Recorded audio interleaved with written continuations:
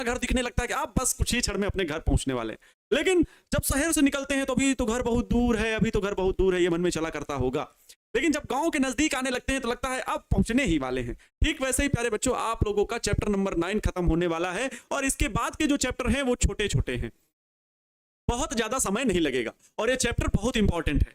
इससे 5 नंबर का भी प्रश्न बनेगा, इससे 2 नंबर के भी प्रश्न आएंगे और इससे 1 नंबर के भी प्रश्न आएंगे। टोटल जोड़ के 25 से 30 नंबर का प्रश्न पूछा जाएगा अकेले इस चैप्टर से, अकेले इसी चैप्टर से केवल 25 से 30 नंबर का पूछा जाएगा। तो प्यारे विद्यार्थियों, इस चीज को देख लीजिएगा भाई, इस चैप्टर को महत्व जरूर दीजिएगा, क्योंकि इसमें लॉन्ग क्वेश्चन भी आना है, इससे शॉर्ट क्वेश्चन भी आना है और इससे ऑब्जेक्टिव क्वेश्चन भी आने हैं।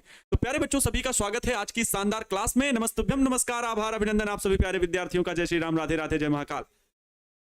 हाँ चले भाई, good evening my dear all students and love you so much. प्यारे बच्चों, हम लोग अगर बात करें कि अभी आप लोगों का मैंने कमेंट देखा कि सर क्रैश कोर्स का बुक कब आएगा, तो ध्यान से सुनो, थोड़ी सी बात हो जाए प्लानिंग की, है ना, प्लानिंग की बात हो जाए। क्रैश कोर्स क्या होता है, आपकी तैयारी को बूस्ट करता है, ठीक है, तैयारी को क्या करता है, तैयारी को तेज करता है, या कह लो तैयारी को धार देता है। क्रैश कोर्स क्या करता है, तैयारी को धार देता है। क्रैश कोर्स का ये काम है, तैयारी को क्या करता है बच्चा पार्टी, तैयारी को ये धार देता है, ये तैयारी को धार देता है। क्रैश कोर्स तैयारी को धार देता है, मतलब जितना आप पढ़ोगे उसमें वो बूस्ट का काम करेगा। जितनी चीजें आपने पढ़ी हैं उनके सभी इंपॉर्टेंट टॉपिक्स कवर किए जाएंगे, उनको ज्यादा बेहतरीन तरीके से बताया जाएगा। लेकिन ऐसा नहीं है कि सर सिलेबस कवर कराने के चक्कर में क्रैश कोर्स में बहुत कम बातें बताई जाएंगी, बेसिक भी बताया जाएगा। ऐसे नहीं है कि बेसिक नहीं बताया जाएगा, बेसिक भी बताया जाएगा, लेकिन इंपॉर्टेंट क्वेश्चंस पर ज्यादा फोकस किया जाता है। सर क्रैश कोर्स की मदद से हमारे अंदर क्या बदलाव आएगा, अगर हमारा बहुत सारा बैकलॉग लगा है, बहुत सारे चैप्टर मिस कर गए, तो सर लास्ट के 4 महीने क्या हमारे लिए फायदेमंद होंगे। तो बात आपको बता दें कि नवंबर, दिसंबर, जनवरी और फरवरी में तो एग्जाम है, मतलब आपके जो अंतिम 3 महीने होंगे टोटल प्यारे बच्चों, जो 90 दिन की बात हो रही है, 90 दिन में ऐसी तैयारी होगी आपकी, ऐसी तैयारी कराई जाएगी, कोशिश होगी टारगेट बोर्ड की कि आपको 85% से अधिक नंबर आपको मिल जाए। ऐसा नहीं सिर्फ 85%, कोशिश होती है कि 90% तक भी बच्चे ला सके, लेकिन लक बाई चांस होता है, क्योंकि कुछ क्वेश्चन हो सकता है बताए हुए हमारे बिहार बोर्ड में ना आए, लेकिन 85% 80% अंक क्रैश कोर्स में लाए जा सकते हैं।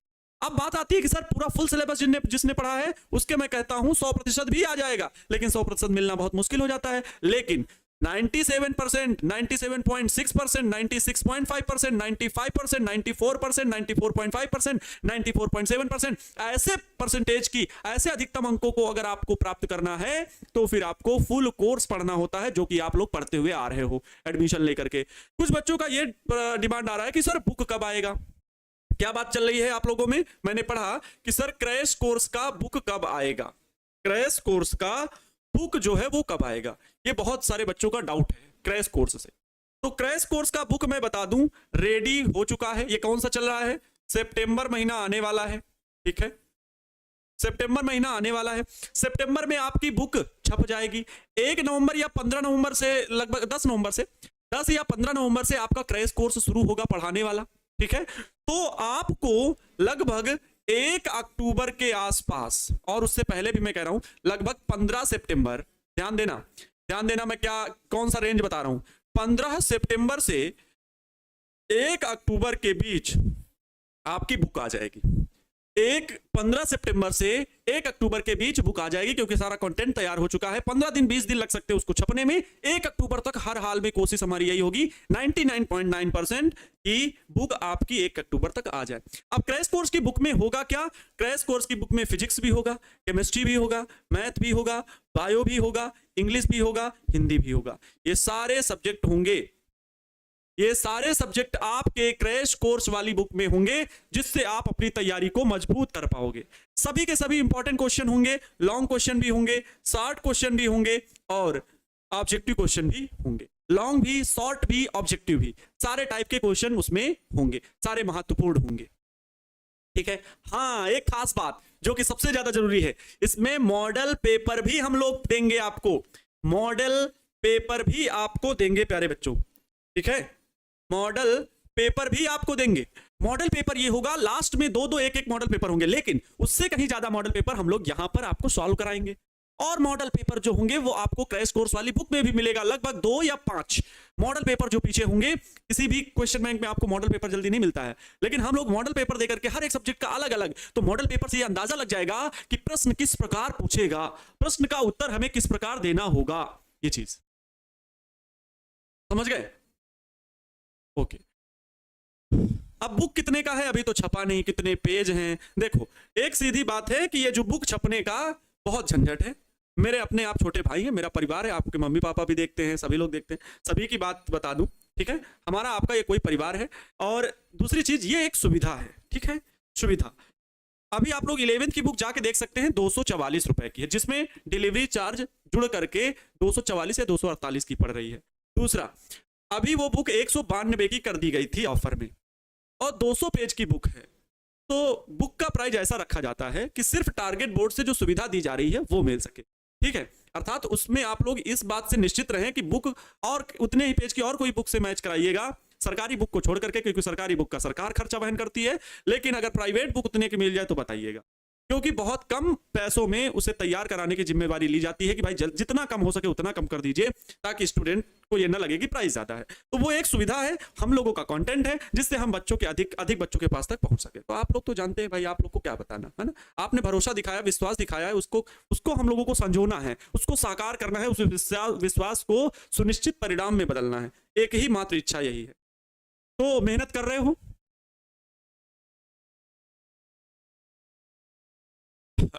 हाँ, चलो। ये कौन है? ओके जी सर, ऑब्जेक्टिव होगा कि सब्जेक्टिव भी होगा? सब्जेक्टिव भी होगा, बता तो रहे, लॉन्ग क्वेश्चन शॉर्ट क्वेश्चन। क्या पढ़ते हो आप लोग, क्या देख रहे हो, मुझे समझ में नहीं आता। चलो आओ अब बात करते हैं आज सूक्ष्मदर्शी की। तो हेडिंग लगाएंगे कि सूक्ष्मदर्शी क्या होता है। सबसे पहले इसको समझना शुरू करेंगे। सूक्ष्मदर्शी से प्रश्न कैसे बनेंगे, जो हम लोग सूत्र प्रूफ कर लेंगे अभी आवर्धन क्षमता का।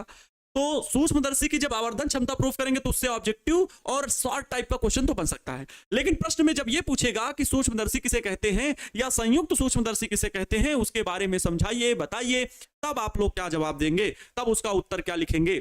तो वो 5 अंक में प्रश्न पूछा जाता है। सूक्ष्मदर्शी को इंग्लिश में क्या बोलते हैं? इंग्लिश में बोलते हैं माइक्रोस्कोप। क्या बोलते हैं बच्चा पार्टी? माइक्रोस्कोप बोलते हैं। चलो ठीक है, तो हेडिंग लिख लीजिए, माइक्रोस्कोप, सूक्ष्मदर्शी। अरे सूक्ष्मदर्शी देखे हो कि नहीं?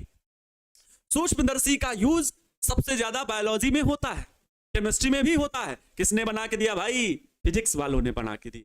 कैसे है, आइए समझने का प्रयास करते हैं। एक एक चीज समझ में आनी चाहिए, थोड़ा थ्योरेटिकल है, पहले लिखना पड़ता है। और फिगर इसका, जो कोई बच्चा इसका फिगर बना लेगा अच्छे से, उसके निश्चित अच्छे अंक जरूर आने वाले हैं। ठीक है, उसके जरूर अच्छे अंक आने वाले हैं। सूक्ष्मदर्शी क्या होता है, माइक्रोस्कोप क्या होता है? तो सूक्ष्मदर्शी एक ऐसा यंत्र है, कैसा यंत्र है बताओ? सूक्ष्मदर्शी एक ऐसा यंत्र है, एक ऐसा प्रकाशिक यंत्र है, प्रकाशिक यंत्र है। अगर मान लो 2 ही नंबर में पूछ ले कि सूक्ष्मदर्शी किसे कहते हैं, तो यह बताना है कि सूक्ष्मदर्शी एक ऐसा यंत्र है, एक ऐसा यंत्र है जिसकी सहायता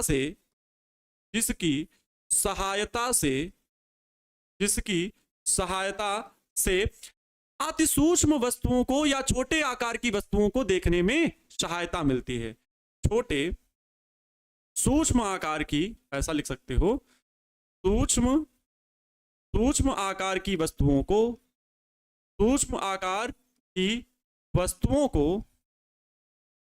आकार की वस्तुओं को देखा जाता है।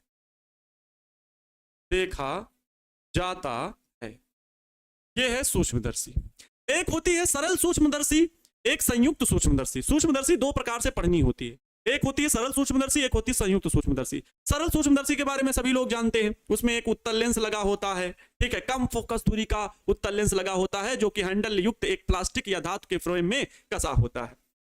इसके द्वारा वस्तु का एक बड़ा प्रतिबिंब बनता है। ठीक है, तो वो क्या होता है? सरल सूक्ष्मदर्शी के लिए होता है। सरल सूक्ष्मदर्शी का उपयोग डॉक्टर करते हैं, देखा होगा। डॉक्टर आपके पास आएगा, कहेगा भाई देखें तुम्हारे दांत सही है कि नहीं, दांत खराब तो नहीं है, दांत गंदे तो नहीं है। वो लगा के लेंस देखता है कि बैक्टीरिया वगैरह कितना आया है। ठीक है, वो चेक करते हैं। आंख में भी वो लेंस लगा के चेक करता है। तो जो डॉक्टर उपयोग करता है वो किसका प्रयोग करता है? तो सरल सूक्ष्मदर्शी का प्रयोग करता है, सरल सूक्ष्मदर्शी। तो बात आएगी कि अगर सूक्ष्मदर्शी भैया कितने प्रकार से होती है, कितने प्रकार की होती है? तो सूक्ष्मदर्शी जो है वो दो प्रकार की है। कौन सी? एक तो सरल सूक्ष्मदर्शी होती है, एक सरल सूक्ष्मदर्शी, सरल सूक्ष्मदर्शी, सरल सूक्ष्मदर्शी सिंपल माइक्रोस्कोप, और एक होती है संयुक्त सूक्ष्मदर्शी, संयुक्त सूक्ष्मदर्शी। संयुक्त सूक्ष्मदर्शी मतलब कंपाउंड माइक्रोस्कोप। तो किसके बारे में पढ़ना है जो ज्यादा एग्जाम में इंपॉर्टेंट है और जिसके बारे में आप जानते नहीं हो, वो है संयुक्त सूक्ष्मदर्शी। इसका फिगर बनाना है, इसके बारे में पढ़ना है। ये आपके सिलेबस में इंटर में नहीं है, हाई स्कूल में हुआ करता था थोड़ा बहुत पहले कभी, वो तो अब भी नहीं है। ठीक है, हाँ भाई, बुक खरीदना आपकी मर्जी पर है सर। गेस्ट क्वेश्चन उसी में रहेगा, गेस्ट क्वेश्चन वही गेस्ट क्वेश्चन ही होंगे बुक में। ओके, तो सरल सूक्ष्मदर्शी के बारे में, अरे संयुक्त सूक्ष्मदर्शी दिखा दें, संयुक्त सूक्ष्मदर्शी दिखा दें। एक मिनट भैया, एक मिनट। सूक्ष्मदर्शी कहाँ है?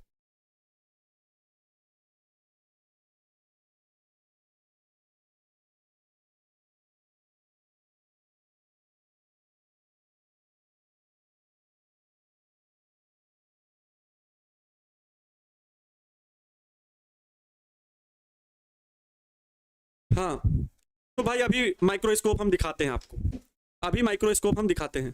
बोल दो उसको, डाल लेना। तो सरल सूक्ष्मदर्शी और संयुक्त सूक्ष्मदर्शी। सही, सरल सूक्ष्मदर्शी के बारे में पढ़ना तो पढ़ लो थोड़ा बहुत। सरल सूक्ष्मदर्शी, सरल सूक्ष्मदर्शी, सूक्ष्मदर्शी, सिंपल माइक्रोस्कोप, सिंपल माइक्रोस्कोप। देखो आपको मैं संयुक्त सूक्ष्मदर्शी वाली संरचना दिखाता हूं। ये सरल सूक्ष्मदर्शी नहीं है, ये कौन सी है? तो संयुक्त सूक्ष्मदर्शी है। वाह सर, मजा आ गया देख के। हाँ, ये है प्यारे बच्चों संयुक्त सूक्ष्मदर्शी। कैसी? संयुक्त सूक्ष्मदर्शी है। ये लगा हुआ है दर्पण, यहाँ पे लगा होता है दर्पण, जो कि प्रकाश को जब प्रकाश आपतित होता है तो वहां पर वस्तु पर रख करके, जो भी वस्तु रखते हैं उस पर सीधे प्रकाश पड़े, इसके लिए लगा होता है। एक लेंस यहाँ पर लगा हुआ है और एक लेंस इसका ऊपर लगा होता है। कहाँ गया भाई? ये रहा, इसके दो लेंस है। कोई भी एक लेंस, कोई भी एक लेंस हम इसमें, ये देखिए, ये कोई भी एक लेंस इसमें, देखिए आगे लेंस ही लगा हुआ है। ये कोई भी एक लेंस हम इसके ऊपर रख करके, यहाँ पर वस्तु को रख करके हम उसको फोकसित करते हैं। ठीक है, हम कोई भी वस्तु रख करके यहाँ पर उसको क्या करते हैं? फोकसित करते हैं, यहाँ से देखते हैं। अभी तो भाई कुछ नहीं दिखा रहा है। देखो ये जो होती है, ये सूक्ष्मदर्शी सिर्फ परपेंडिकुलर इधर उधर चल सकती है। एक होती है चल सूक्ष्मदर्शी, जिसे इधर हॉरिजेंटल भी चलाया जा सकता है और वर्टिकल भी चलाया जा सकता है। उसे बोलते हैं चल सूक्ष्मदर्शी। क्या बोलते हैं? चल सूक्ष्मदर्शी बोलते हैं। तो समझ रहे हैं भाई?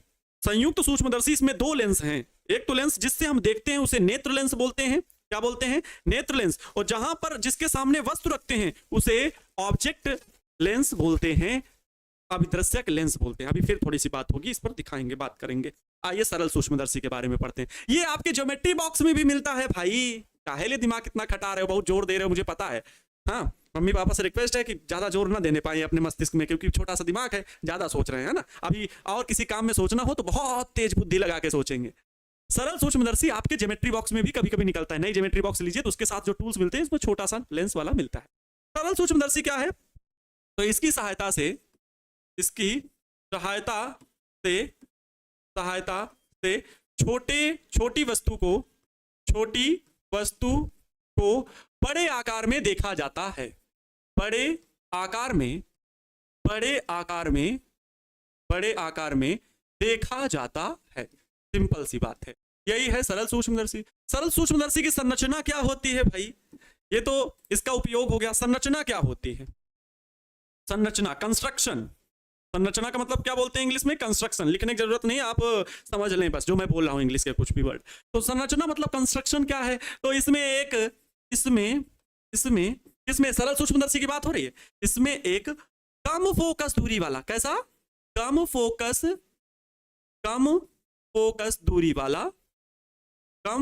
दूरी वाला उत्तल लेंस, उत्तल लेंस, उत्तल लेंस हैंडल युक्त, कैसा?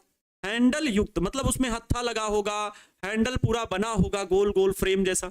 हैंडल युक्त प्लास्टिक, हैंडल युक्त प्लास्टिक या धातु के फ्रेम में, धातु के फ्रेम में कसा रहता है, धातु के फ्रेम में कसा रहता है, कसा रहता है। इसकी सहायता से, इसकी सहायता से वस्तु का सीधा सीधा कामा आभासी, सीधा कामा आभासी प्रतिबिंब कैसा होगा? आभासी, सीधा तथा कामा आभासी तथा बड़ा प्रतिबिंब, तथा बड़ा प्रतिबिंब प्राप्त किया जाता है, बड़ा प्रतिबिंब प्राप्त किया जाता है, बड़ा प्रतिबिंब प्राप्त किया जाता है। कैसा होता है ये देखने में? तो देखने में कुछ प्यारे बच्चों इस प्रकार से होगा, ये जो आपको लेंस दिखेगा वो कुछ इस प्रकार से होगा, ठीक है, वो कुछ इस प्रकार से लेंस रहेगा, अभी बता देते हैं। हाँ, ये हो गया, ठीक। चलो और देखो, इसका मतलब ये फ्रेम होता है ना पूरा, इस वजह से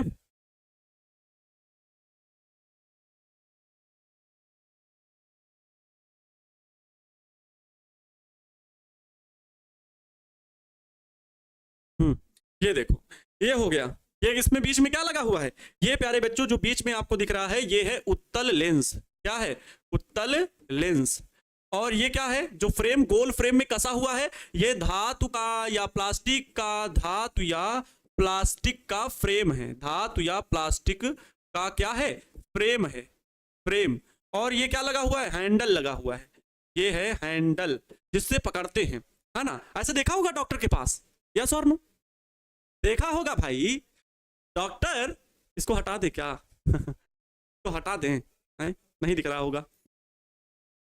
चलो, समझ में आया? ये होता है। तो ये होती है सरल सूक्ष्मदर्शी की कहानी। आगे बढ़े, संयुक्त सूक्ष्मदर्शी को पढ़ा जाए, संयुक्त सूक्ष्मदर्शी को पढ़ा जाए। सरल सूक्ष्मदर्शी में इतना याद रखना, क्या कोई यही नहीं बताता है सर कि हमें याद क्या रखना है? बस दिक्कत इसी बात की है, क्या कि सरल सूक्ष्मदर्शी से सीधा आभासी तथा बड़ा प्रतिबिंब प्राप्त होता है, ये इंपॉर्टेंट है, ठीक है। जो भी प्लास्टिक का लेंस होगा किसी से पूछ लेना, ये जो लेंस है ना, इससे बताओ कि प्रतिबिंब कैसा बनेगा, सीधा बनेगा, उल्टा बनेगा? तो बता देना प्रतिबिंब सीधा बनता है, वस्तु से आकार में बड़ा बनता है, लेकिन वो जो प्रतिबिंब बना वो आभासी है, ठीक है। ओके सर, टॉपर प्राइज क्या होगा? प्रिंस सर ने अनाउंस नहीं किया अभी तक। बिल्कुल अनाउंस किया जाएगा। वो हमारे परिवार का विद्यार्थी जो टॉप करेगा उसे हम बिल्कुल हेल्प करेंगे। वो आगे की पढ़ाई पढ़ने में जो मदद हो सकती है, वो कोई इलेक्ट्रॉनिक इंस्ट्रूमेंट भी हो सकता है, लैपटॉप, मोबाइल फोन या धनराशि हो सकती है, जो किसी भी टॉपर बच्चे को मदद किया जाएगा। चलो अब चलते प्यारे बच्चों, पढ़ते हैं संयुक्त सूक्ष्मदर्शी के बारे में। तो हेडिंग लगा लीजिए आप सभी लोग, संयुक्त सूक्ष्मदर्शी। ए छापू सुल्तानो, तुम लोग पेन और कॉपी लेकर के नहीं बैठते हो, ये बड़ी गलत बात है। संयुक्त सूक्ष्मदर्शी, संयुक्त सूक्ष्मदर्शी। ये देवी जी आप क्या कर रही हो इतनी देर से? आप उसी इस लेंस को बनाने में 3 घंटा से पढ़ी है ना। हम देखते हैं लड़कियों की आदत होती है, अब फिगर वाला कोई चीज आता है ना तो जबरदस्त तरीके से उसको पढ़ती, और फिर समझने में कम ध्यान देंगे, फिर फिगर ही बना रही है, जब तक उसको रबड़ लिए घिस रही है, फिर इधर से बनाया। अच्छी बात है बनाना फिगर, अच्छा फिगर बनाना चाहिए, बट समझने में ज्यादा फोकस करना। अब आगे, इसलिए मैंने सचेत कर दिया, ठीक है, इसलिए मैंने पहले सचेत कर दिया कि अब जो आगे पढ़ाने जा रहा हूं इसमें ध्यान देना, ठीक है। चित्र बनाने में नहीं पढ़ना। संयुक्त सूक्ष्मदर्शी मतलब कंपाउंड माइक्रोस्कोप, माइक्रोस्कोप। अच्छा देखो, जो हमारी छोटी बहनें ना, उनको समझाना पड़ता है, बताना पड़ता है, उनको समझाना पड़ता है।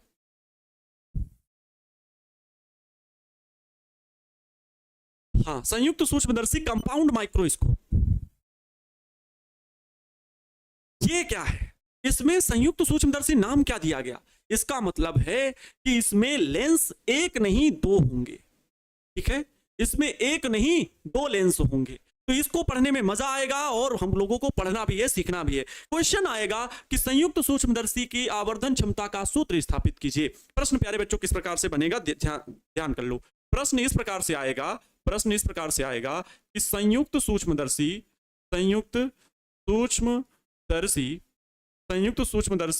की विस्तृत संरचना बनाइए तथा इसकी आवर्धन क्षमता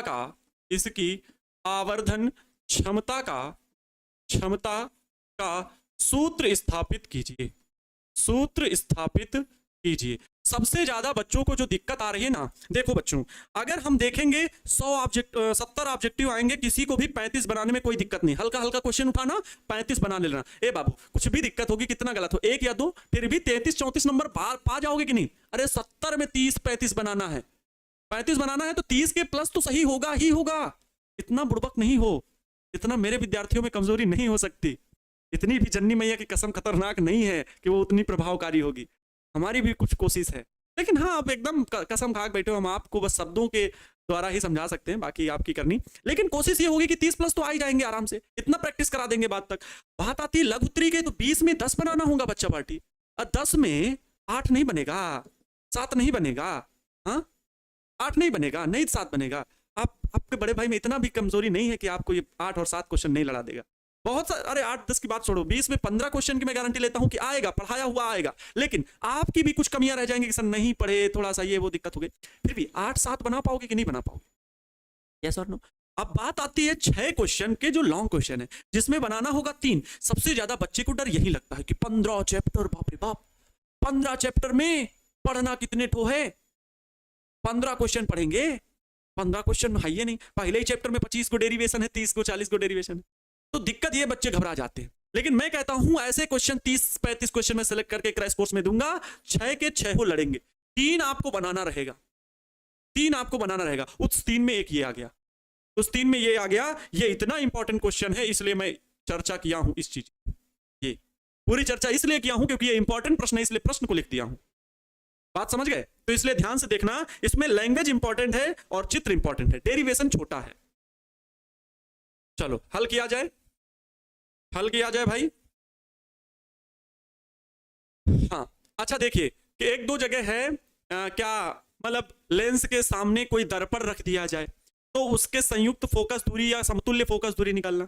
तो देखो ये आपके किसी रेफरेंस बुक में दिया गया है, इसका मतलब ये नहीं कि आपके ये बिहार बोर्ड के सिलेबस से ही रिलेटेड है। हम लोगों को एनसीईआरटी की बुक को भी पहचान करनी पड़ेगी। कुछ एक्स्ट्रा चीजें अगर बहुत ज्यादा एक्स्ट्रा लिखा हुआ है जो हमारे सिलेबस को पीछे करे और उसको पढ़ने से हमें फायदा भी बिल्कुल भी ना हो, फायदा बस इतना होगा नॉलेज के लिए, तो नॉलेज तो बहुत है कि अगर फिजिक्स पढ़ते रहो तो पूरी जिंदगी निकल जाएगी, भी नहीं सीख पाओगे।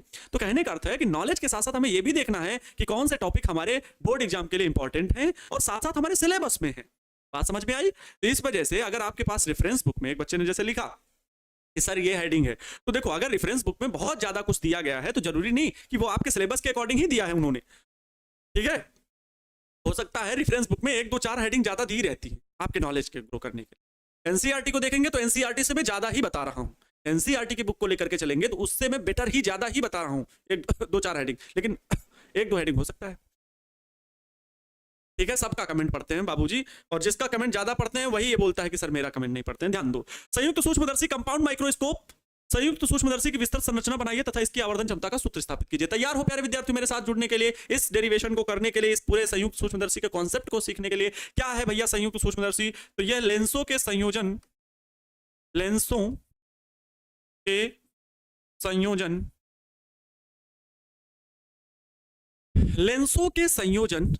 से बनी संयुक्त सूक्ष्मदर्शी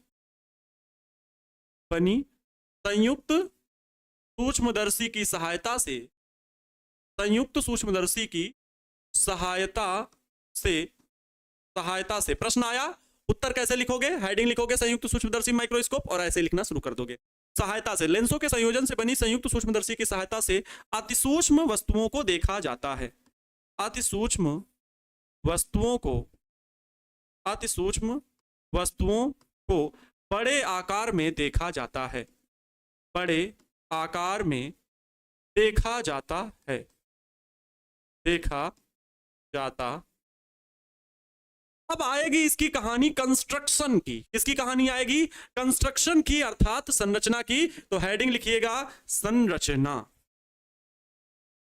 संरचना मतलब कंस्ट्रक्शन। इसको क्या बोलते हैं इंग्लिश में? कंस्ट्रक्शन। कहते हैं ना कंस्ट्रक्शन का काम चल रहा है भाई। कंस्ट्रक्शन का मतलब यही होता है संरचना। अब संरचना को लिखने के लिए पहले मैं चित्र बनाऊंगा, तब बाद में लैंग्वेज लिखूंगा। क्योंकि जब चित्र बन जाता है तो उसके आधार पर लैंग्वेज स्टेप बाय स्टेप आप लिख पाओगे। अगर लैंग्वेज याद रखोगे तो भी चित्र बना सकते हो, लेकिन याद रखने वाली सबसे जरूरी चीज कौन सी है? तो चित्र है। आइए चित्र को मैं नेक्स्ट इसमें बताता हूं, ठीक है? समझना। इसमें क्या होता है? दो लेंस होते हैं। एक लेंस होता है छोटा। एक लेंस क्या होता है? थोड़ा छोटा होता है। इसे बोलते हैं अभिदृश्यक लेंस। क्या बोलते हैं? अभिदृश्यक लेंस बोलते हैं। और एक लेंस होता है बड़ा। एक लेंस थोड़ा बड़ा होता है। थोड़ा बड़ा का मतलब यह है इस अभिदृश्यक लेंस से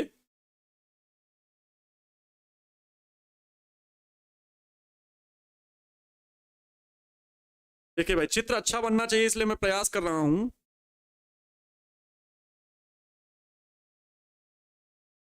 हाँ, कोशिश तो मेरी थी अच्छा बना होगा। कोशिश तो जो मेरी थी वो लगभग लगभग अच्छा ही गया है। हाँ, ये प्यारे बच्चों, जो बड़ा लेंस होता है जिसका द्वारक बड़ा, ये क्या होता है? द्वारक। इसका द्वारक छोटा, इसका द्वारक बड़ा। तो एक होता है अभिदृश्यक लेंस, एक होता है नेत्र लेंस। ये ऐसे रखे जाते हैं कि इन दोनों की जो प्यारे बच्चों मुख्य अक्ष है, इन दोनों की जो मुख्य अक्ष है वो एक ही होती है। मुख्य अक्ष क्या होती है? एक ही होती है। मुख्य अक्ष एक ही होती है। हाँ, वेरी गुड सर। मुख्य अक्ष एक ही होती है। इस लेंस को यहां पर अगर हम ऑप्टिकल सेंटर सी मान लें, लेकिन इस लेंस को ऑब्जेक्ट वाला लेंस है, इसे हम इस लेंस को नाम दे रहे हैं ओ।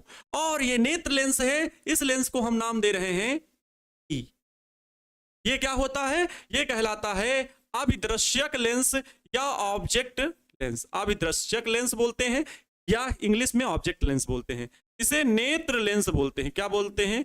नेत्र लेंस या नेत्रिका लेंस। कहीं कहीं किसी बुक में नेत्रिका लेंस लिखा होगा। ये अभिदृश्यक लेंस या इसे वस्तु लेंस भी बोला जाता है कहीं।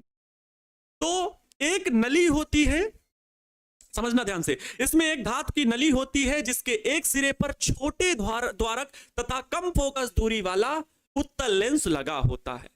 उत्तल लेंस लगा होता है जिसे अभिदृश्यक लेंस ओ कहते हैं। इस नली में एक दूसरी छोटी नली लगी होती है जिसके दूसरे सिरे पर बड़े द्वारक तथा अधिक फोकस दूरी वाला दूसरा उत्तल लेंस लगा होता है जिसे नेत्र लेंस कहते हैं। ठीक है? इस समायोजन को दंतुर दंड चक्र व्यवस्था। ये दंतुर दंड चक्र व्यवस्था क्या होती है? एक पाइप के भीतर दूसरी पाइप इंटर कर सके, जिससे हम इन दोनों लेंसों के बीच की दूरी को घटा बढ़ा सके। ध्यान से सुनना, ठीक है? इसके भीतर ये रॉड चली जा सकती है। मतलब प्यारे बच्चों क्या होता है, ये जो सूक्ष्मदर्शी देख रहे हैं, इसमें ये जो रॉड आपको दिख रही ना, देखो, ये देखिए, ये देखिए, लेंस से हम दूरी बढ़ा दे रहे हैं। देखना, ये गैप दिखाई दे रहा है, आप देखो, ये गैप दिखाई दे रहा है। इस गैप को देखो, मैं कम भी कर दूंगा। ये देखो, पास में आ गया। अब यहाँ गैप है, नहीं है। अब देखो, घुमा रहे हैं तो ऊपर जा रही है। तो इसे दंतुर दंड चक्र व्यवस्था के द्वारा क्या किया जाता है? दंतुर दंड चक्र व्यवस्था के द्वारा, दंतुर दंड चक्र व्यवस्था के द्वारा लेंसों के बीच की दूरी कम की जाती है। ये सारी चीज लैंग्वेज में लिखना है, फिर प्रतिबिंब का बनना लिखेंगे, फिर प्रतिबिंब का बनना लिखेंगे। आइए पहले इसको लिखते हैं, इस पूरी लैंग्वेज को यहां पर लिखते हैं। क्या? देखना, ध्यान से देखना। इसमें एक आपके सामने मैं एक एक लैंग्वेज लिख रहा हूं। मैं मान लो बोर्ड एग्जाम में बैठा हूं और प्रश्नोत्तर का उत्तर लिख रहा हूं, तो आप भी तो ऐसे ही लिखेंगे। आपको भी तो मैं वैसे ही प्रैक्टिस करवाऊंगा। अब जो मेरी बातों का अनुसरण कर रहा है तो ठीक, नहीं कर रहे हो तो आपकी मिस्टेक। मैं अपनी तरफ से पूरी कोशिश कर रहा हूं भाई। इसमें एक क्या धातु की नली होती है। इसमें एक धातु की नली होती है। धातु की नली होती है जिसके एक सिरे पर, इसके एक सिरे पर, इसके एक सिरे पर छोटे द्वारक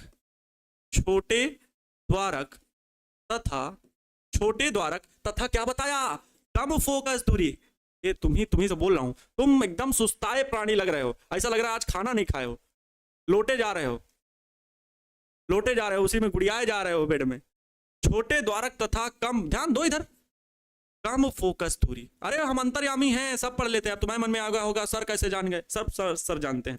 इसमें एक धातु की नली होती है जिसके एक सिरे पर छोटे द्वारक तथा कम फोकस दूरी वाला उत्तल लेंस लगा होता है। उत्तल लेंस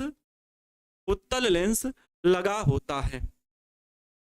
उत्तल लेंस लगा होता है जिसे अभिदृश्यक लेंस कहते हैं। जिसे अभिदृश्यक, क्या बोलते हैं, अभिदृश्यक, जिसे अभिदृश्यक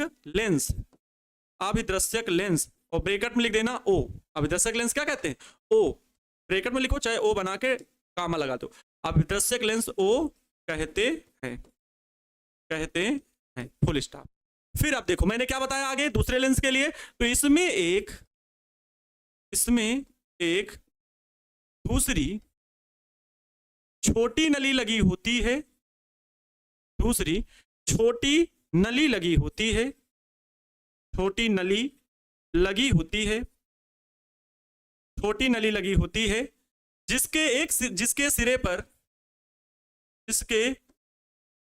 जिसके दूसरे सिरे पर, ये लिखो, जिसके दूसरे सिरे पर बड़े द्वारक, कैसा लेंस लगा होता है, बड़े द्वारक तथा अधिक फोकस दूरी, बड़े द्वारक तथा अधिक फोकस दूरी का उत्तल लेंस कौन सा, ई, उत्तल लेंस नेत्रिका। जैसे यहां पर देखो क्या लिखा था, कम फोकस दूरी वाला उत्तल लेंस लगा होता है जिसे अभिदृश्यक लेंस हो कहते हैं, तो यहां पे लिख दो उत्तल लेंस लगा होता है जिसे क्या कहते हैं, नेत्रिका लेंस। जिसे नेत्रिका लेंस किससे डिनोट करते हैं, ई से, नेत्रिका लेंस ई कहते हैं। इन दोनों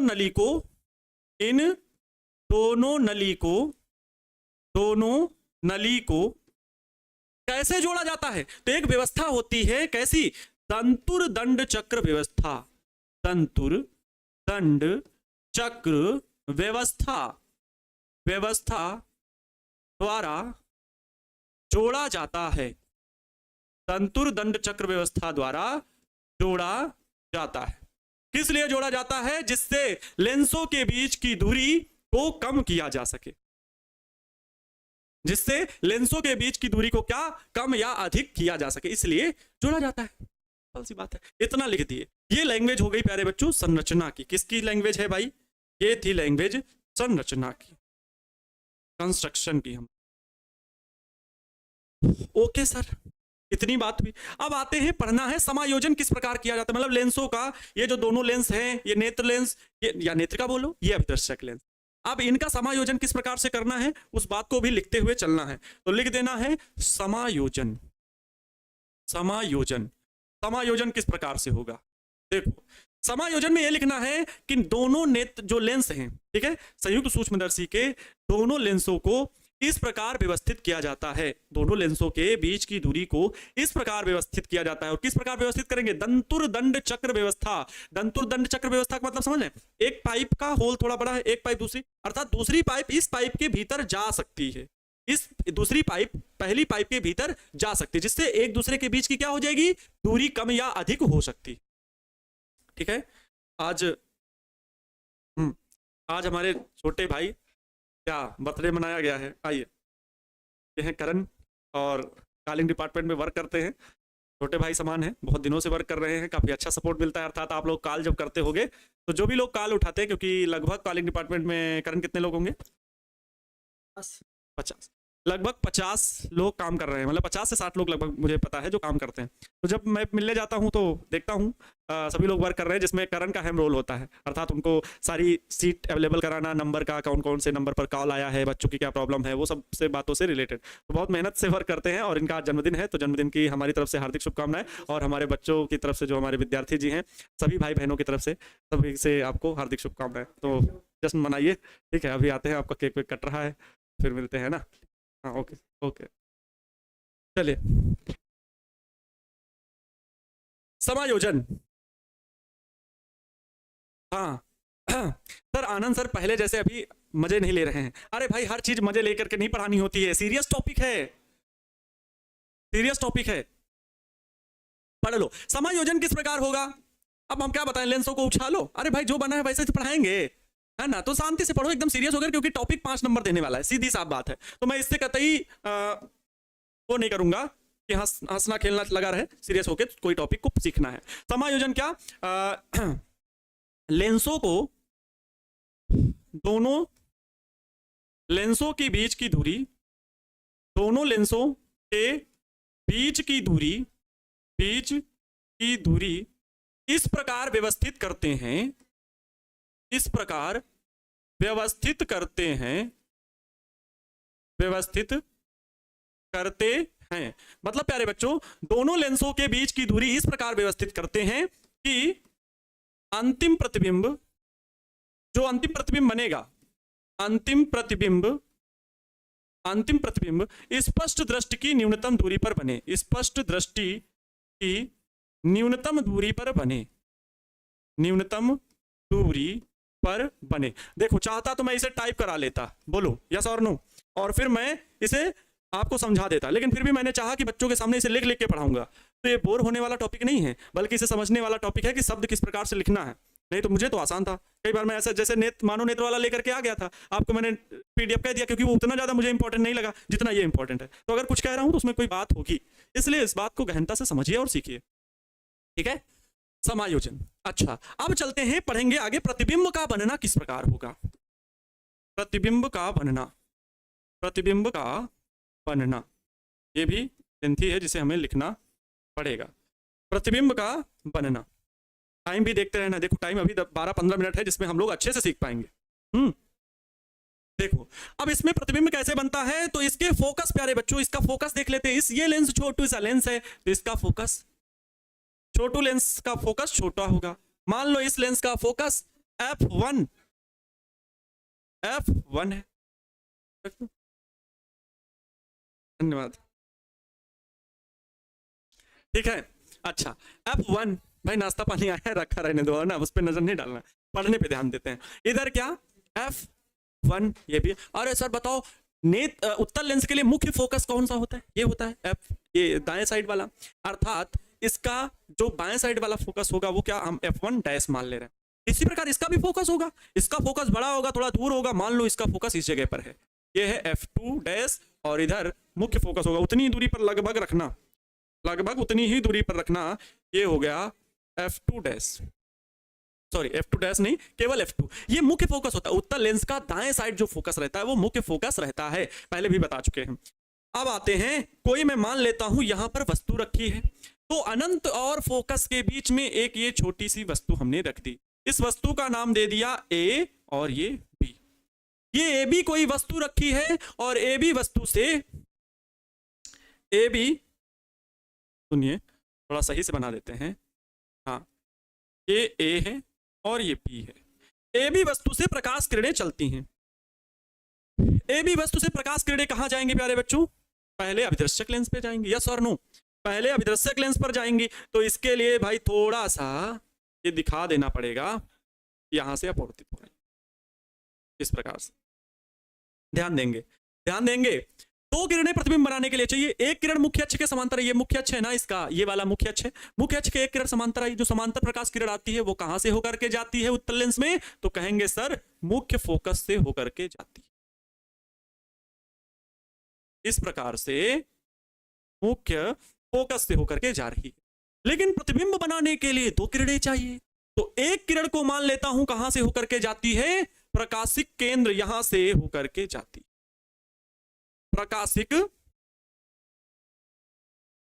केंद्र से होकर के जाती है। अब ध्यान से देखो, रुक जाओ भाई, रुक जाओ भाई। ये वाली किरण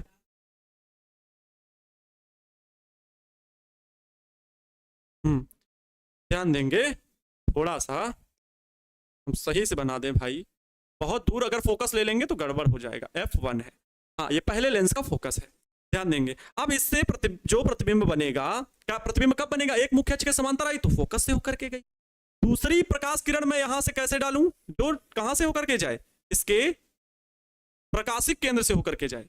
कहां से होकर के जाए? प्रकाशिक केंद्र से होकर के जाए। तो आप बताओ, प्रकाशिक केंद्र से होकर के जा रही है, यहां से प्रकाश किरणें चली, एक प्रकाश किरण मुख्य अक्ष के समांतर तो फोकस से होकर के गई।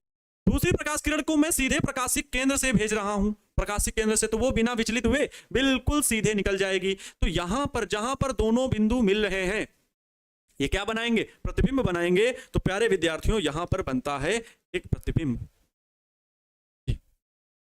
ये प्रतिबिंब बना, इस प्रतिबिंब का नाम दे दीजिए कुछ भी। मान लो ये वस्तु AB थी, तो AB वस्तु का प्रतिबिंब A डैश B डैश बना, A डैश B डैश बन गया, A डैश B डैश बन गया। अब यहां से जो ये नेत्र लेंस के सामने बना, क्योंकि प्यारे बच्चों बताया ना, देखो यहां पर जो नीचे लेंस लगा हुआ है ये है अभिदृश्यक लेंस, जो ऊपर यहां पर हम लोग रखते हैं वो होता है नेत्र लेंस। तो इस प्रकार से नेत्र लेंस के पहले एक प्रतिबिंब बनता है यहां पर। अब ये प्रतिबिंब जो बना इस वस्तु से बड़ा है, देखो बड़ा है आकार में, ये थोड़ा सा छोटा, ये ज्यादा बड़ा। अब ये जो प्रतिबिंब बना ये इस लेंस के लिए आभासी वस्तु का कार्य करता है, और ये आभासी वस्तु मान लो इसके सामने है। तो अब ये जो प्रतिबिंब बन गया इसके लिए तो वस्तु हो गई, फिर से अब यहां से प्रतिबिंब बनेगा, तो होता क्या है, यहां से फिर प्रकाश किरणें चलेंगी, यहां से फिर प्रकाश किरणें चलेंगी, यहां से, चलो ये चलाते हैं इस कलर की, यहां से फिर प्रकाश किरणें चलेंगी। देखो एक तो मुख्य अक्ष के समांतर ले जाओ, अच्छा मुख्य अक्ष के समांतर जाने वाली किरण कहां से होकर के जाएगी? अब मान लो ये वस्तु पीछे का भूल जाओ, ये मान लो वस्तु, इससे चलने वाली प्रकाश किरण मुख्य अक्ष के समांतर एक, तो ये कहां से होकर के जाएगी? फोकस से होकर के जाएगी। कहां से होकर के जाएगी? फोकस से होकर के जाएगी। देखो फोकस से होकर के गई। एक प्रकाश किरण प्रकाशिक केंद्र से होकर के जाएगी, एक प्रकाश किरण प्रकाशिक केंद्र से होकर के जाएगी, ये देखो प्रकाशिक केंद्र से होकर के गई। अब इन दोनों प्रकाश किरणों को अगर प्यारे साथियों मैं पीछे की ओर ले जाऊं, अपवर्तित प्रकाश किरणों को, एक अपवर्तित प्रकाश किरण ये है, ठीक है, ये, और एक अपवर्तित प्रकाश किरण, एक अपवर्तित, ये जो सीधे गई प्रकाश केंद्र में, तो ये सीधे गई ना, यहां से चली तो बिना अपनी दिशा बदले हुए सीधे निकल गई। तो अपवर्तित, इस अपवर्तित किरण को भी पीछे की ओर खींचो, तो लगभग ये दोनों यहां पर एक दूसरे को प्रतिच्छेद कर रहे हैं, यहां पर एक दूसरे को प्रतिच्छेद कर रहे हैं। तो प्यारे विद्यार्थियों ये प्रतिबिंब बना रहे हैं, ठीक है। थोड़ा सा रुकिएगा, थोड़ा सा 1 मिनट। यहां पर देखो हम थोड़ा सा,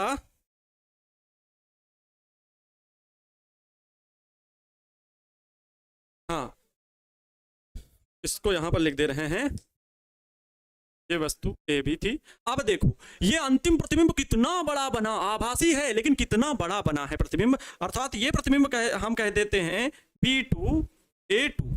ये A भी वस्तु थी, इसका प्रतिबिंब पहले A1 B1 बना, A1 B1, इसको A डैश B डैश ना बोलो, इसको हम क्या बोल देना है? A1 B1, इसको हम बोल रहे हैं B1 A1। ओहो फिर डैश लिख दिया, B1 A1, B1 A1। A B प्रतिबिंब, ए बी वस्तु का प्रतिबिंब बना A1 B1, फोकस से बाद में बनता, जो नेत्र लेंस है उसके फोकस के बाद। और ये प्रतिबिंब जो है इस वस्तु, इस लेंस के लिए आभासी वस्तु का कार्य करता है। तो इससे प्रकाश किरणें कैसे बताओगे? तो भैया इससे प्रकाश किरणें, 2 प्रकाश किरणें चलाओ प्रतिबिंब बनाने के लिए। एक प्रकाश किरण ये चली, अपवर्तित होने के पश्चात कहां से होकर से जाएगी? फोकस से होकर के जाएगी, ये देखो एक प्रकाश किरण हमने प्रकाशिक केंद्र के लिए भेज दी, अब ये बिना अपवर्तित हुए बिल्कुल सीधे निकल गई। अब बताओ क्या ये आगे जाके मिलेंगी? कहीं नहीं मिलेंगी, वास्तविक रूप से ये कहीं नहीं मिलेंगी, क्योंकि दूर हट रही हैं, जाते जाते और फैल जाएंगी। इसलिए इनको पीछे की ओर जब हमने बढ़ाया तो आभासी रूप से यहां पर मिल रही है। अब सोचो ए बी वस्तु इतनी छोटी थी, पहले उत्तल लेंस से प्रतिबिंब बना इतना बड़ा। संयुक्त सूक्ष्मदर्शी के समायोजन की सहायता से यह लाभ मिला कि इस प्रतिबिंब को फिर बड़े आकार में मैंने इतने बड़े आकार में देखा। तो ये होती है संयुक्त सूक्ष्मदर्शी। अच्छा अब देखो ये जो प्रतिबिंब बनता है, मैंने क्या लिखा था समायोजन में, कहां गया रिमोट भाई, रिमोट वाले भैया कहां हो, ध्यान देना।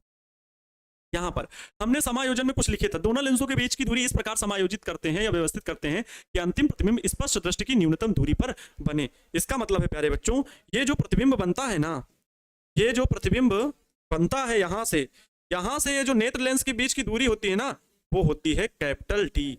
कहां तक, नेत्र लेंस तक। नेत्र लेंस के बीच की दूरी जो होती है वो क्या होती है, कैपिटल डी। यहां पर वस्तु की दूरी क्या होगी, वस्तु की दूरी Q, और वस्तु की दूरी को हम O से लिखेंगे क्योंकि ऑब्जेक्ट वाली वस्तु है, QO से बाईं ओर है। इस वस्तु का प्रतिबिंब ये बना इस लेंस से, क्योंकि ये लेंस क्या है, O लेंस है, ठीक है। ये लेंस नेत्र लेंस कैसा है, तो E लेंस है। तो वैसे ही इस वस्तु के द्वारा, इस लेंस के लिए वस्तु जो है उसके लिए UO दूरी, इसके लिए जो प्रतिबिंब बना वो कहां बना, ये, तो ये दूरी क्या होगी, V और छोटा, क्योंकि इसके लिए प्रतिबिंब है तो VO। नेत्र लेंस का प्रतिबिंब कौन, ये, तो ये इसकी दूरी हो गई, ठीक है, ये इसकी दूरी हो गई। अच्छा इस लेंस के लिए वस्तु कौन बताओ, तो कहोगे सर A1 B1, तो वस्तु के लिए Q लिखते हो, ठीक है, वस्तु की दूरी, लेकिन लेंस कौन सा है, E वाला है, तो सफिक्स में छोटा e बना दो, UE हो गया। इसकी दूरी कैसी, बाईं ओर है, लेंस से किधर है, बाईं ओर है, तो माइनस का होगा। अच्छा अब देखो इसका प्रतिबिंब किधर बनना है, प्रतिबिंब भी इधर ही बनना है, प्रतिबिंब भी किधर बनना है, इधर बनना है। तो ये स्पष्ट दृष्टि की तो न्यूनतम दूरी पर है, तो ये तो हो गया भाई टी, ठीक है। इसका प्रतिबिंब कौन, ठीक है। आओ अब इसे हल करते हैं। इसका प्रतिबिंब का बनना लैंग्वेज लिखते हैं। प्रतिबिंब का बनना लैंग्वेज कैसे लिखेंगे कि माना एक वस्तु ए बी है, वस्तु ए बी है, माना एक वस्तु ए बी है जो वस्तु लेंस, जो वस्तु अभिदर्शक लेंस के सामने अभिदर्शक, इसे टाइप करा लेना चाहिए था, मुझे लगता है ज्यादा सही था, बड़ा टाइम लग रहा है ना, आप लोग को लग रहा है सर लिखने में ही पूरा समय चला जा रहा है। माना एक वस्तु ए बी है जो अभिदर्शक लेंस के फोकस से, अभिदर्शक लेंस के प्रथम फोकस से कुछ बाहर रखी है, अभिदर्शक लेंस से कुछ बाहर रखी है। इसका प्रतिबिंब A1 B1 प्राप्त होता है, A1 B1 प्राप्त होता है जो वस्तु से आकार में बड़ा, वास्तविक तथा उल्टा होता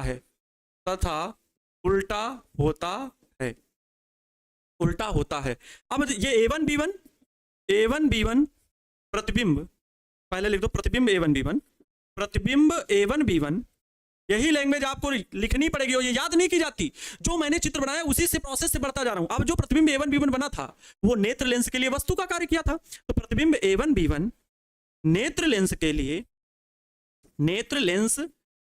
लिए पूरे प्रोसेस वही लिखता जा रहा हूं जो मैंने चित्र बनाया। नेत्र लेंस के लिए आभासी वस्तु का कार्य करता है, आभासी वस्तु का कार्य करता है, आभासी वस्तु का कार्य करता है, आभासी वस्तु का कार्य करता है, जिसका प्रतिबिंब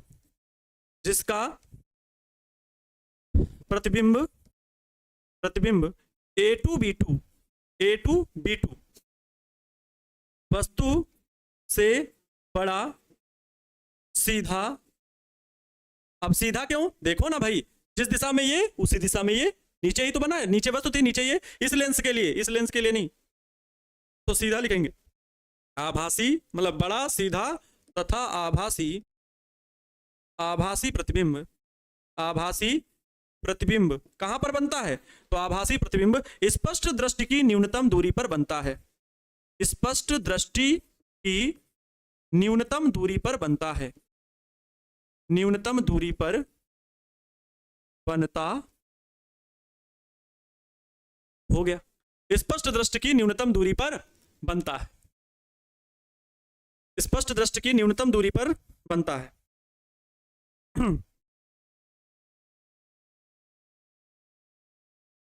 ठीक है।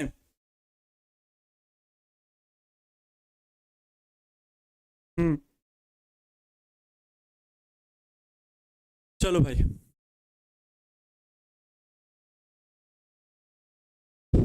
अब देखिए, ये तो हो गया प्रतिबिंब का बनना, ये हो गया प्रतिबिंब का बनना।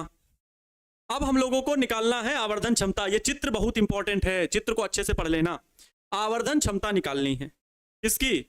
लेंस संयुक्त सूक्ष्मदर्शी की आवर्धन क्षमता। हेडिंग लिखेंगे संयुक्त, छोटा सा टॉपिक है तो बहुत जल्दी हल हो जाएगा, परेशान मत हो, अभी टाइम है भाई, थोड़ा पढ़ लो फिर केमिस्ट्री पढ़ लेना। संयुक्त सूक्ष्मदर्शी की, संयुक्त सूक्ष्मदर्शी की आवर्धन क्षमता, आवर्धन क्षमता। अच्छा, लेंस से आवर्धन क्षमता का सूत्र बताओ, कौन बता सकता है? किसी लेंस के लिए अगर हम लोगों ने, चाहे अवतल लेंस हो चाहे उत्तल लेंस हो, आवर्धन क्षमता का सूत्र बताओ। लेंस की आवर्धन क्षमता का सूत्र कौन बताएगा? लेंस की आवर्धन क्षमता का सूत्र, आवर्धन क्षमता, क्षमता का सूत्र किस बच्चे को याद है? सभी शेष श्रेणियों को याद होगा कि नहीं? यार शेष श्रेणियां बोल रहे हैं, इसका मतलब बेइज्जती मत करवाना, याद करके बता दो। m बराबर हमने बताया था H2/H1 बराबर V/U। देख लो, लेंस की बोल रहा हूं, दर्पण की नहीं बोल रहा हूं कि आप बता दो माइनस वाइनस लगा के, जो भी वैल्यू आप निकाल के बताओ। लेंस के लिए ये सूत्र बताया था। अब अगर ये सूत्र सही है तो अभिदृश्यक लेंस की क्षमता अलग लिख लो। अभिदृश्यक लेंस, अभिदृश्यक लेंस की आवर्धन क्षमता, पहले इसको बताओ मुझे। अभिदृश्यक लेंस की आवर्धन क्षमता, ये क्या होता है? प्रतिबिंब की दूरी बटे वस्तु की दूरी, प्रतिबिंब की लंबाई बटे वस्तु की लंबाई, वही होता है। तो बताओ भाई, इसको हम किससे लिख दें? अभिदृश्यक लेंस की आवर्धन क्षमता को MO से लिख दे रहे हैं। MO बराबर क्या होगा बताओ? इसका ऊपर क्या है? प्रतिबिंब बटे वस्तु, प्रतिबिंब की लंबाई बटे वस्तु की लंबाई। देखो यहां वस्तु की, ये अभिदर्शक लेंस के लिए वस्तु कौन? AB, प्रतिबिंब कौन? A1B1। तो A1B1 बटे AB क्या लिख सकते हैं? या सर नो लिख सकते हैं कि नहीं? इसका मतलब यहां पर लिखेंगे A1B1 बटे AB, A1B1 बटे AB बराबर में, बराबर में। अच्छा, A1B1 की दूरी देखो यहां से वहां तक V0 जो कि प्लस का है, बटे AB की दूरी कितनी है?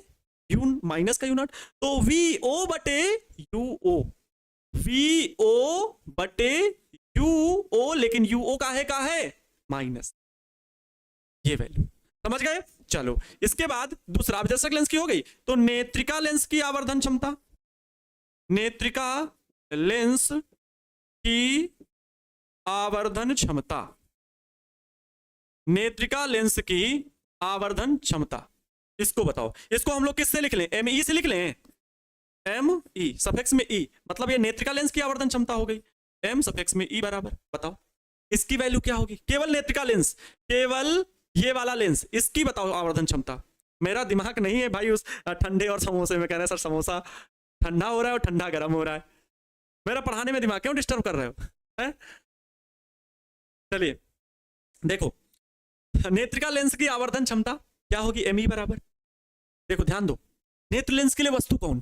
A1B1। ठीक है सर, वस्तु को तो हर में लिखा जाता है, वस्तु की लंबाई हो या वस्तु की दूरी हो। हाँ, प्रतिबिंब कौन नेत्र लेंस के लिए? तो A2B2, ये बड़ा वाला प्रतिबिंब, समझ गए? आ जाओ, तो यहां पर क्या लिखेंगे? जैसे यहाँ A1B1 था तो प्रतिबिंब क्या था?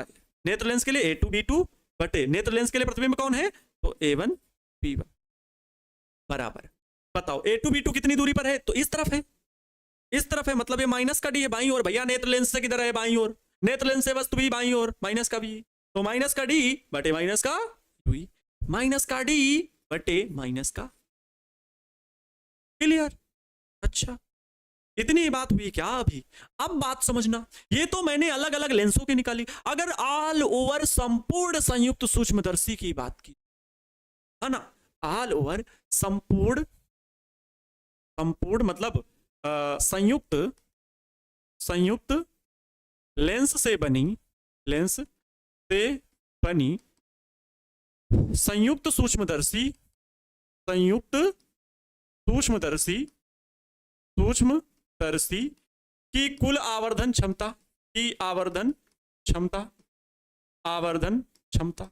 अब बताओ संयुक्त सूक्ष्मदर्शी की आवर्धन क्षमता क्या होगी? तो इसको प्यारे विद्यार्थियों मैं मान रहा हूं कैपिटल एम।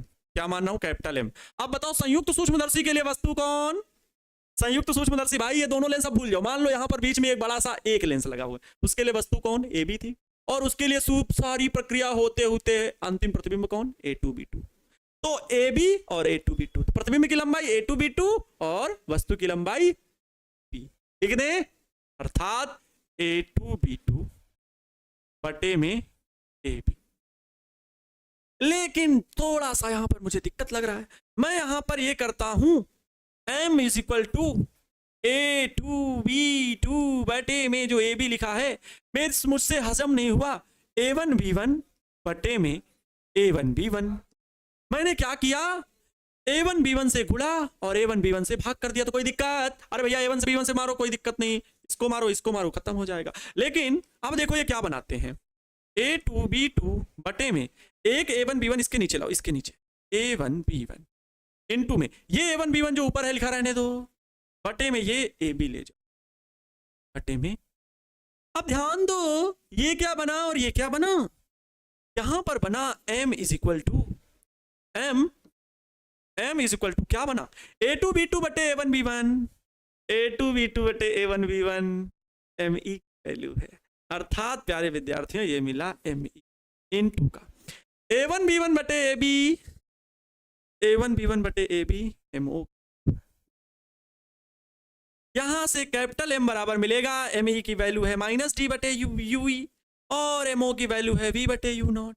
तो मैं चाहे जो भी लिख दे रहा हूं, जैसे ये लिखा हुआ है M E into M O, तो मैं M O into M E लिख रहा हूं, इससे कोई घबराने वाली बात नहीं, दोनों में किसी को भी लिखो, गुड़े में ही है। एम ओ की वैल्यू है पी नॉट बटे यू नॉट, मतलब वी ओ बटे यू, ओ नॉट नहीं, यू ओ काहे का है, माइनस का माइनस लगा दो, गुड़े में एम ई की वैल्यू है माइनस का डी बटे माइनस का यू ई, माइनस का डी बटे माइनस का यू ई। हल कर लो, माइनस से माइनस बर्बाद, ये माइनस रहेगा, एम बराबर आएगा, एम बराबर आएगा वी ओ बटे यू ओ, ये माइनस का रहेगा, ब्रैकेट में रहेगा डी बटे में यू ई, डी बटे में यू ई। यही प्यारे बच्चों संयुक्त सूक्ष्मदर्शी की आवर्धन क्षमता का सूत्र हो जाएगा। यही संयुक्त सूक्ष्मदर्शी की आवर्धन क्षमता का सूत्र हो जाएगा। एक सूत्र और आपका लिखा होगा इसी के लिए, डी अपान में यूई को रिप्लेस करके। क्या? देखो मैं बता देता हूं, थोड़ा सा स्पीड से बताऊंगा। लेंस के सूत्र से, लेंस के सूत्र से क्या? लेंस का सूत्र कहता है 1 अपान में एफ इक्वल टू 1 अपान में वी माइनस 1 अपान में, यस और नो। नेत्रिका लेंस की अगर हम फोकस दूरी निकालेंगे तो 1 अपान में एफ ई इक्वल टू 1 अपान में वी, कितनी दूरी पर है? डी दूरी पर है, कितनी? माइनस का डी, माइनस 1 अपान में नेत्रिका लेंस के लिए, यहां पर लिख देते हैं नेत्रिका, नेत्रिका लेंस के लिए, नेत्रिका लेंस के लिए क्या हो जाएगा भाई? उसकी फोकस दूरी, नेत्र लेंस की फोकस दूरी एफ ई, बस प्रतिबिंब में कितनी दूरी पर बन रहा है नेत्र लेंस से? तो डी दूरी पर बाईं ओर, तो माइनस का डी। यू वस्तु की दूरी कितनी है? तो ए वन बी वन वस्तु की दूरी बाईं ओर ही तो है, माइनस का टू ई, ये मिला। अच्छा, दोनों पक्षों में डी से गुणा करने पर, दोनों पक्षों में, ये लिखा नहीं जाता है, दोनों पक्षों में फिर भी लिख रहा हूं, डी से गुणा करने पर, गुणा करने पर क्या होता है महोदय जी? डी अपान में एफ इक्वल टू, डी अपान में डी कैंसिल आउट हो जाएगा, अरे भाई माइनस डी बटे डी, माइनस माइनस ये क्या हो जाएगा? प्लस 1 अपान में, 1 अपान में डी बटे में, अरे डी दोनों तरफ गुणा कराया डी। अब देखो ये डी से डी बर्बाद हो गया, ये 1 बचा ना, माइनस का 1, इधर भेजेंगे तो प्लस का 1 हो जाएगा कि नहीं? सहमत होना, सहमत होना इस बात से। उस तरफ केवल बचेगा डी बटे में यूई, उस तरफ बचेगा केवल डी बटे में यूई बराबर, ये माइनस 1 जो है इधर आएगा, प्लस का 1 बन जाएगा, मतलब 1 प्लस ये बचेगा डी अपान में एफ ई, डी अपान में एफ ई। यहां पर लिख दो क्या? यहां पर लिखेंगे समीकरण समीकरण। कौन सा समीकरण इसको मान लो, इसका समीकरण मान लो 1। समीकरण 1 से, समीकरण 1 से मिल जाएगा डी अपान में यूई की जगह वैल्यू रखनी है क्या, डी अपान में यूई की जगह वही वैल्यू रख देना, बाकी यही होगा। क्या मिलेगा, m is equal to minus का वी ओ बटे यू ओ, और ब्रैकेट में डी अपान में यूई की जगह ये वैल्यू 1 प्लस डी अपान में एफ ई। ये होगा सूत्र संयुक्त सूक्ष्मदर्शी की आवर्धन क्षमता का। तो थोड़ा सा लेंथी यहाँ पे लगा आपको होगा कि ये थोड़ा सा लेंथी है, ये आपको बड़ा शॉर्ट मेथड में मैंने बता दिया। दर्शन कोण के माध्यम से भी हल किया जाता है, जो आंख पर दर्शन कोण बनता है, जितना बड़ा दर्शन कोण उतनी बड़ी वस्तु होती है। कल दर्शन कोण के हिसाब से इसको बता देंगे। आज मैंने जो बताया अच्छा लगा होगा, पूरा पूरा का मैंने लिख करके बताया। एक बार पुनः वीडियो लेक्चर देख लेना, मेरे दिल की भी सुन लेना, मेरे भी मन की बात को समझ लेना। लिखोगे तो बहुत बेहतर लगेगा, दोबारा पढ़ लोगे तो जरूर अच्छे से समझ में आ जाएगा। इसको एक बार अच्छे से देख लेना, एक एक बात आपको अच्छे से समझ में आ जाएगी। तो मेरे विद्यार्थियों, मैं आज विदा लेना चाहूंगा। अभी 11th की क्लास है, मात्र 10 मिनट का समय है, तो बस तैयार होते हैं। और आप सभी के लिए सपोर्ट और सहयोग के लिए बहुत बहुत धन्यवाद। मिलते हैं कल की क्लास में शानदार तरीके से, फिर इसी टॉपिक को थोड़ा सा रिवाइज करेंगे और फिर आगे पढ़ेंगे। खगोलीय दूरदर्शी क्या होता है, वो भी लॉन्ग आंसर में 5 नंबर में बन जाता है। Love you all, love you so much. खुश रहें, मस्त रहें, मन लगा करके पढ़ाई करते रहें और दूसरों को भी खुश रखने का पूरा प्रयास करें। जय हिंद, वंदे मातरम।